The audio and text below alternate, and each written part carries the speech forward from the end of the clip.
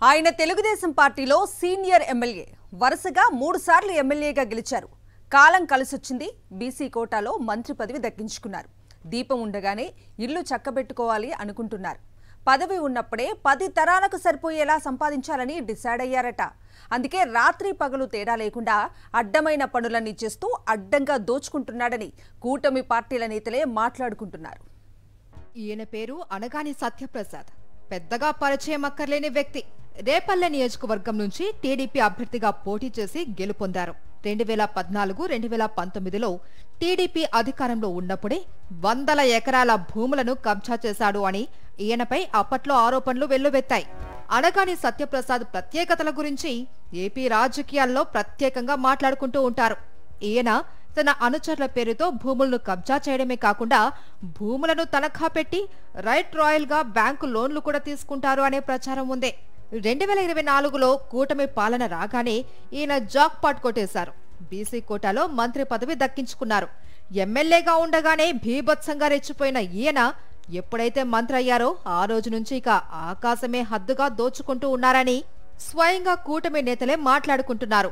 అనగాని ఓ అవినీతి అనకొండ అంటూ నియోజకవర్గంలో పెద్ద ఎత్తున ప్రచారం జరుగుతుంది.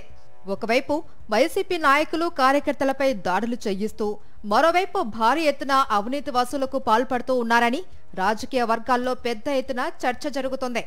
నియోజకవర్గంలో మంత్రి అనగాని అనుచరులు రాత్రి పగలు తేడా లేకుండా అక్రమ మట్టి తవ్వకాలకు పాల్పడుతున్నారనే ఆరోపణలకు కొదవలేదు.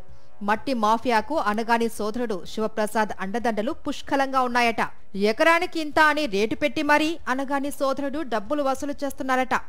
ఈ డబ్బులు వసూలు చేసేందుకు మండలానికో నాయకుడిని పెట్టుకుని దందా చేస్తూ ఉన్నారని టాక్. ఇక రేషన్ మాఫియా సంగతైతే చెప్పే పనే లేదు. నియోజకవర్గం మొత్తంలో ఒక నాయకుడు రేషన్ బియ్యం తీసుకునేలా జాగ్రత్తలు తీసుకున్నారట. నియోజకవర్గంలోని ప్రతి రేషన్ డీలర్ ఆ వ్యక్తికే పేదల బియ్యం అమ్మాలి అని హుకుం జారీ చేశారు అని కూటమి వర్గాల్లో బలంగా వినిపిస్తున్న గుసగుస. బియ్యం మాఫియా నుంచి ప్రతి నెల భారీ స్థాయిలో అనగాని సోదరుడికి అందుతున్నట్టు ప్రచారం జరుగుతుంది. ఇక లిక్కర్ మాఫియా సంగతి గురించి చెప్పాల్సిన పని లేదు అని, అది ఆకాశమే హద్దుగా చెలరేగిపోతుందని చెప్పుకుంటున్నారు. ప్రతి లిక్కర్ షాపు నుంచి మంత్రి అనగానికి వాటా వెళ్లాల్సిందేనని ఆదేశాలు ఉన్నాయట.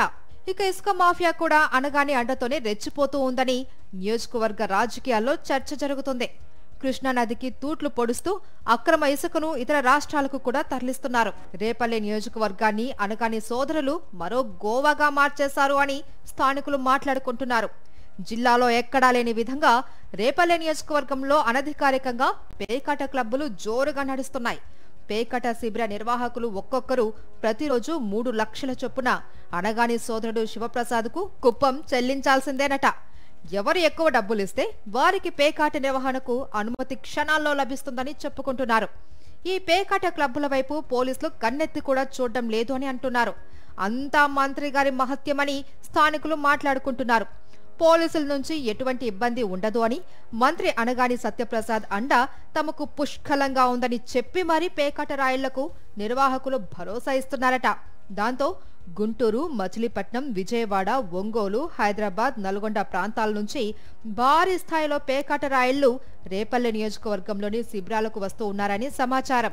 రాష్ట్రంలో ఒక్క సంక్రాంతి పండుగకు మాత్రమే జరిగే కోడి పందాలు రేపల్లె నియోజకవర్గంలో మాత్రం ప్రతిరోజు నడుస్తూ ఉన్నాయని, వాటిని పోలీసులు పట్టించుకోవడం లేదు అని సమాచారం.